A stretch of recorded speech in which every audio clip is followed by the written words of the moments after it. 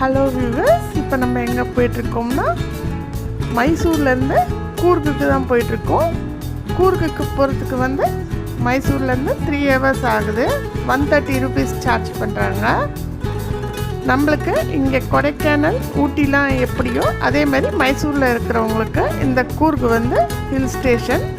நிறைய பேர் அங்கே வரதை நம்ம பார்க்க முடியுது மைசூர் பெங்களூர்லேருந்து. இந்த கூர்கில் நிறைய காஃபி பிளான்டேஷன் தான் இருக்கும். இது இப்போ பார்க்குறது கூட காஃபி பிளான்டேஷன் தான். போகிற வழியெல்லாம் ரொம்ப க்ரீனரியாக இருந்தது. காஃபி பிளான்டேஷன் தான். நிறைய ஸ்பைசஸ் பிளான்டேஷனும் இங்கே பண்ணுறாங்க. சூப்பராக இருந்தது ஊர் பார்க்குறதுக்கு. இப்போ வந்து மான்சூன் சீசன்னால் ரொம்ப மழை வந்துட்டு இருந்தது. நம்ம இந்த கூர்குக்கு அக்டோபர் மாதத்தில் விசிட் பண்ணால் அவ்வளோ மழை இருக்காது. ஆனால் மான்சூன் சீசன்லேயும் கூர்க் பார்க்குறதுக்கு ரொம்ப நல்லா இருந்தது. கூர்கில் நிறைய பிளேசஸ் விசிட் பண்ணுறதுக்கு இருக்குது. அபி ஃபால்ஸு, ராஜா டோம், ராஜா சீட்டு, ஓம்கரேஸ்வர் டெம்பிள், தலக்காவேரி கோவில், அந்த மாதிரி நிறைய பிளேசஸ் இருக்குது விசிட் பண்ணுறதுக்கு. இப்போ நம்ம வந்திருக்கிறது வந்து அபி ஃபால்ஸு. இந்த அபி ஃபால்ஸுக்கு சுற்றி காஃபி பிளான்டேஷன் பண்ணியிருக்காங்க. Private water falls. போகிற வழி எல்லாமே காஃபி பிளான்டேஷனும் ஸ்பைசஸ் இதுவும் இருக்குது. ரொம்ப நல்லா இருந்தது பார்க்குறதுக்கு. இப்போ மான்சூன் சீசன்னால் அப்படியே பாருங்கள் அருவியில் தண்ணி கொட்டுது. ரொம்ப நல்லா இருந்தது பார்க்குறதுக்கு. இந்த அபி ஃபால்ஸு மார்னிங் 9 o'clockலேருந்து ஈவினிங் 6 o'clock வரைக்கும் ஓப்பன் பண்ணுறாங்க.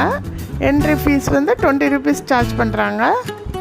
Parking car parking 30 rupees, 2-wheeler parking இருந்தால் அதுக்கு தனியாக 20 rupees சார்ஜ் பண்ணுறாங்க. இந்த ட்ரெக்கிங் ஒன்றும் அவ்வளோ கஷ்டமாக இல்லை. நம்ம உள்ளே நடந்து வரதுக்கு ஒரு 10 minutes ஆகுது. சுற்றி காஃபி தோட்டத்தை பார்த்துக்கிட்டே நடந்து வர்றது ரொம்ப நல்லா இருந்தது. ரிவர் காவேரி வந்து இந்த அபி ஃபால்ஸில் கலக்குது. நம்ம காவேரி பர்த் பிளேஸ் ஆஃப் காவேரியும் நம்ம இந்த வீடியோவில் பார்க்கலாம். இப்போ மழை காலனால இங்கே கொஞ்சம் ஸ்கிட்டாகுது. நம்ம பார்த்து நடந்து போகணும். அபி ஃபால்ஸ் பார்க்குறதுக்கு ரொம்ப நல்லா இருந்தது. இங்கே வந்து பாத்திங்லாம் அலௌடு இல்லை. ஒன்லி வியூ பாயிண்ட் தான் இது. அபி ஃபால்ஸ் பக்கத்துலேயே கிளாஸ் பிரிட்ஜும் இருக்குது. அந்த இதுவும் நல்லா இருந்தது. இந்த மாதிரி மான்சூனில் போனால் ரொம்ப மழை வருது. ஆனால் அந்த கிளைமேட் உங்களுக்கு பிடிக்கும்னா நீங்கள் ஜாலியாக என்ஜாய் பண்ணிக்கிட்டு போகலாம். இங்கே 2-wheeler கூட ரெண்டுக்கு கிடைக்கிது. பர் டேக்கு 600 rupees சார்ஜ் பண்ணுறாங்க. பெட்ரோல் ஃபுல்லாக ஃபில் பண்ணி கொடுத்துட்றாங்க. நம்ம திருப்பி கொடுக்கும்போது நம்மளும் ஃபுல் பண்ணி கொடுத்துடணும். லோக்கல் பிளேசஸ்லாம் நம்ம காரில் விசிட் பண்ணுறதுக்கு பர் டேக்கு 1500 சார்ஜ் பண்ணுறாங்க. நம்ம வேணும்னா இந்த மாதிரி 2-wheeler ரெண்ட்டுக்கு எடுத்துக்கலாம். 2-wheeler ரெண்ட்டுக்கு எடுத்துக்கிட்டால் நம்ம எல்லா பிளேசஸ்லையும் நம்மளே போய்ட்டு விசிட் பண்ணிடலாம். இந்த மாதிரி ஹில் ஸ்டேஷனில் 2-wheeler ஓட்டுறதும் ரொம்ப நல்லா இருந்தது. உங்களுக்கு பிடிக்கும்னா நீங்கள் 2-wheeler ரெண்ட்டுக்கு எடுத்துக்கோங்க. அதுதான் பெஸ்ட் ஆப்ஷன். இந்த அபி ஃபால்ஸ் போகிற வழி எல்லாமே காஃபி பிளான்டேஷனும் ஸ்பைசஸ் பிளான்டேஷனும் பண்ணியிருக்கிறதால அப்படியே பார்த்துக்கிட்டே போகிறது ரொம்ப நல்லா இருந்தது வியூஸு. மடிக்கேரி பஸ் ஸ்டாண்ட்லேருந்து இந்த அபி ஃபால்ஸு 6.5 kilometers தொலைவில் உள்ளது. ரொம்ப நல்லா இருந்தது அபி ஃபால்ஸு. அபே ஃபால்ஸ் என்றும் இந்த ஃபால்ஸ் அழைக்கப்படுகிறது. நம்ம கார் ரெண்டுக்கு எடுத்தோம்னா தலக்காவேரிக்கு போகிறதுக்கு மட்டுமே 2500 rupees சார்ஜ் பண்ணுறாங்க. இந்த மாதிரி லோக்கல் பிளேசஸ்க்கு அதுக்கு தனியாக 2000 rupees சார்ஜ் பண்ணுறாங்க. கூர்கில் துபாரி எலிஃபெண்ட் கேம்ப்னு இருக்குது. நம்ம அங்கே யானைக்கெலாம் உணவு கொடுக்குறதெல்லாம் பார்க்க முடியும். இப்போ நம்ம வந்திருக்கிறது வந்து ராஜா சீட்டு. இப்போ நம்ம வந்திருக்கிற இடம் வந்து ராஜா சீட். இங்கே அந்த காலத்தில் ராஜா வந்து சன்ரைஸ் ஆகிறதையும் சன்செட் ஆகிறதையும் இந்த இடத்துல உட்காந்து தான் பார்ப்பார் அப்படின்னு இங்கே இருக்கிறவங்க சொன்னாங்க. இந்த பிளேஸ் ரொம்ப அழகாக இருந்தது பார்க்குறதுக்கு. இப்போ மான்சூன்னால் நம்மளுக்கு இந்த மிஸ்ட் வந்து எல்லா இடத்தையும் மறைச்சிருந்தது. இல்லைன்னா கூர்கோட அழகையே இங்கேருந்து பார்க்கலாம் அப்படின்னு சொன்னாங்க. நான் இந்த வியூவும் பார்க்கறதுக்கு ரொம்ப நல்லா இருந்தது. இது வந்து ராஜா டோம் அப்படின்ற இன்னொரு இடத்துக்கு வந்திருக்கோம். ராஜாஸ் டோம்னா சமாதி, அதை தான் ராஜாஸ் டோம் அப்படின்னு சொல்கிறாங்க. இங்கே பர் என்ட்ரி ஃபீஸ் வந்து 10 rupees சார்ஜ் பண்ணுறாங்க.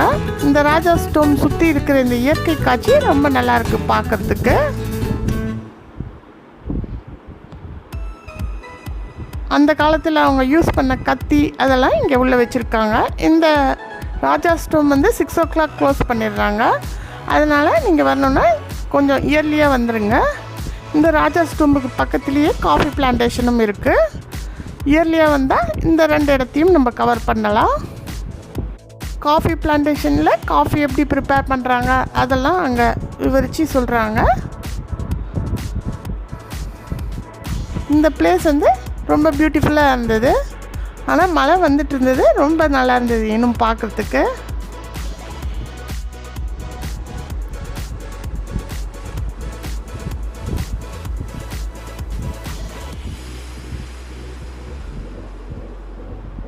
இங்கே அதிகமாக கூட்டம் வரதில்லை. இந்த ராஜாஸ் டோம்புக்கு நீங்கள் ரிலாக்ஸ்டாக உட்காந்து டைம் ஸ்பெண்ட் பண்ணலாம் இங்கே. ஆனால் இங்கே விசேஷமாக இந்த ராஜாஸ் டோம்பில் பார்க்குறதுக்கு ஒன்றும் இல்லை.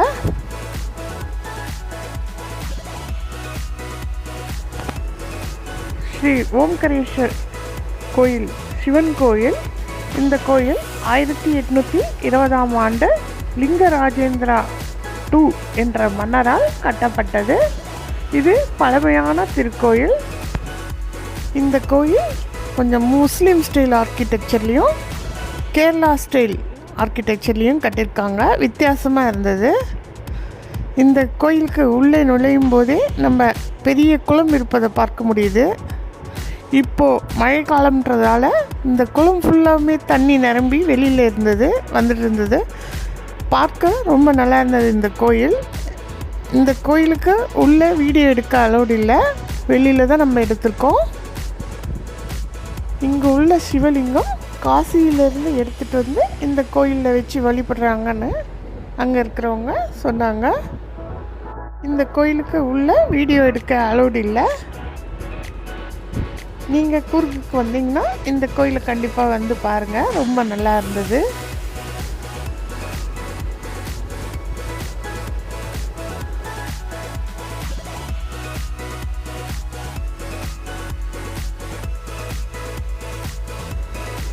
இது தலைக்காவேரி கோயிலுக்கு போகிற வழி. இது தலைக்காவேரி கோயில் மடிக்கேரி பஸ் ஸ்டாண்ட்லேருந்து 42 கிலோமீட்டர் தொலைவில் இருக்குது.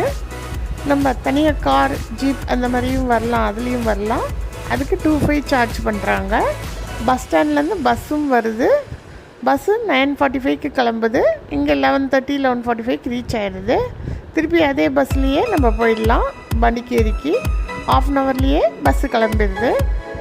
இதுதான் தலைக்காவேரி கோயில். எவ்வளோ அழகாக இருக்குது பாருங்கள். நாங்கள் போன சமயம் ஃபுல்லாக மிஸ்டாக இருந்தது.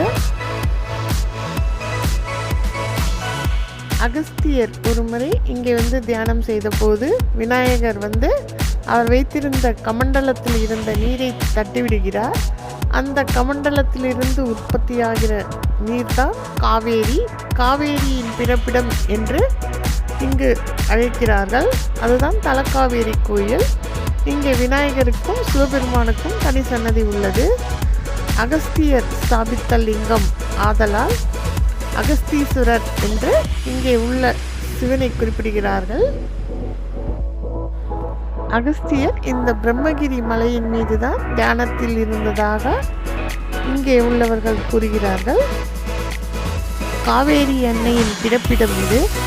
இந்த கூர்குக்கு வந்தால் நீங்கள் கண்டிப்பாக இந்த கோயிலை வந்து பாருங்கள். இதெல்லாம் வாழ்நாளில் ஒரு முறையாவது தரிசிக்க வேண்டிய கோயில். நம் சிவனை வணங்கிவிட்டு காவேரி அன்னையை காண்போம், வாருங்கள். இந்த கோயிலில் மேலே வீடியோ எடுக்க அலோவ் பண்ணுறாங்க. ஆனால் காவேரி பிறப்பிடமான அந்த இடத்துல வீடியோ எடுக்க அலோவ் பண்ணுறதில்லை. இந்த கோயிலில் காவேரி அன்னைக்கு உருவ வழிபாடு இல்லை, நீரை தான் இங்கே வணங்குகிறார்கள். இந்த மான்சூனில் வந்தது இங்கே ரொம்ப நல்லா இருந்தது பார்க்குறதுக்கு. இங்கேருந்து பிரம்மகிரி மலை தெரியும். ஆனால் இப்போ மிஸ்டாக இருக்கிறதால நம்மளுக்கு எதுவும் தெரியல. இந்த கோயில் கேரளா கர்நாடகா பார்டரில் தான் இருக்குது. இதுதான் காவேரி அன்னை பிறப்பிடம். அங்கேயே எழுதியிருக்காங்க பர்த் பிளேஸ் ஆஃப் காவேரி அப்படின்னு.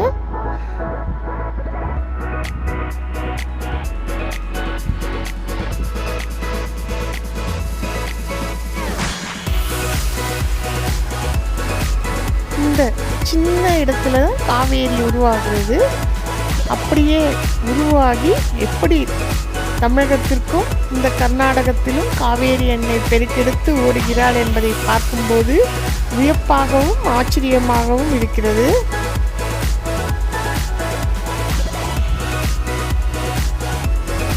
இந்த சின்ன இடம் இருக்கு இல்லையா, அங்கே தான் காவேரி அன்னை உற்பத்தி ஆகிற இடம். அதை நம்ம தொடர்றதுக்கு அலோவ் பண்ணலை. இந்த பெரிய குளம் மாதிரி இருக்கிற இடத்துல நம்ம எடுத்து தண்ணி மேலே தெளிச்சுக்கலாம். புனிதமான நீர் இது. இதை பார்க்கும் பாக்கியம் நமக்கு அமைந்திருக்கிறது என்பதை நினைக்கும் போதே மகிழ்ச்சியாக இருக்கிறது.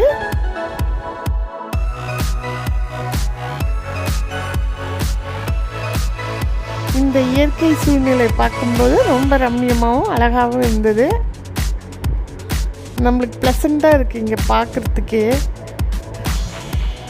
இந்த சிறிய இடத்துல தான் காவேரி அப்படியே வர்றது பார்க்க முடியுது. இந்த தண்ணீர் எப்படி கீழே போகிறது என்பது இதுவரையும் யாரும் அறியாத ரகசியம். அக்டோபர் 17 அன்று தலக்காவேரி கோயிலில் விசேஷமாக கொண்டாடுறாங்க. இங்கே நீரூற்று வரும் அப்படின்னு சொன்னாங்க அன்னைக்கு அந்த தலக்காவேரி பிறப்பிடத்தில். அதனால் அந்த நாளை ரொம்ப விசேஷமாக இங்கே கொண்டாடுறாங்க, காவேரி பிறக்கும் நாள் என்று. இந்த கோயில் ரொம்ப பழமையான திருக்கோயில். இங்கே வேண்டிக் கொண்டால் திருமணமாகாதவர்களுக்கு கூட திருமணமாகும் என்றும், குழந்தை பேர் இல்லாத தம்பதிகளுக்கு குழந்தை பேர் உருவாகும் என்றும் இங்கு உள்ளவர்கள் கூறுகிறார்கள்.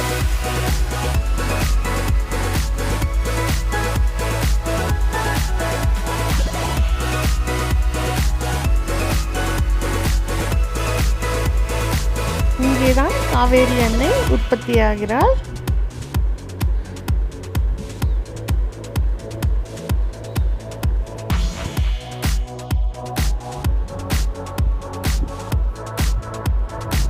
தலக்காவேரி கோயிலிருந்து வரும்போது வழியெல்லாம் இந்த மாதிரி சின்ன சின்ன நீர்வீழ்ச்சி இருக்கிறத பார்க்கும்போது இருக்குது. ரொம்ப நல்லா இருந்தது.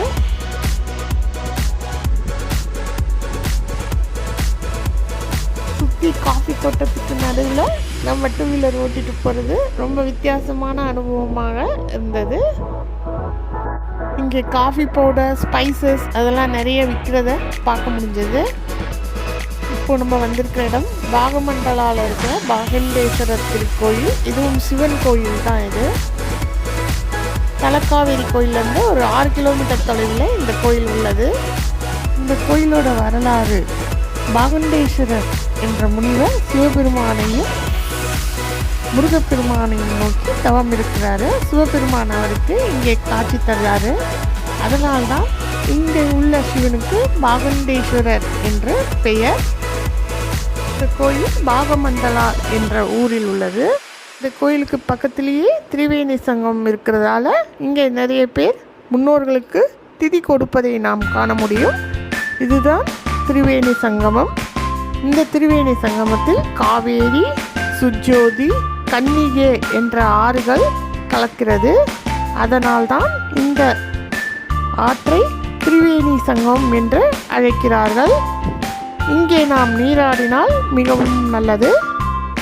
நாம் தலைக்காவேரி கோயிலில் பார்க்கும்போது காவேரி எவ்வளவு சிறிய இடத்தில் அமைதியாக இருந்ததையும் இந்த இடத்தில் எவ்வளவு பிரம்மாண்டமாகவும் அழகாகவும் காட்சி தருகிறாள் பாருங்கள். இந்த இடத்தில்தான் சிவனின் சடைமுடியிலிருந்து காவேரி தோன்றியதாகவும் கூறுவர். உங்களுக்கு இந்த சேனல் பிடிச்சிருந்தால் சப்ஸ்கிரைப் பண்ணுங்கள், ஷேர் பண்ணுங்கள், கமெண்ட் பண்ணுங்கள். நன்றி.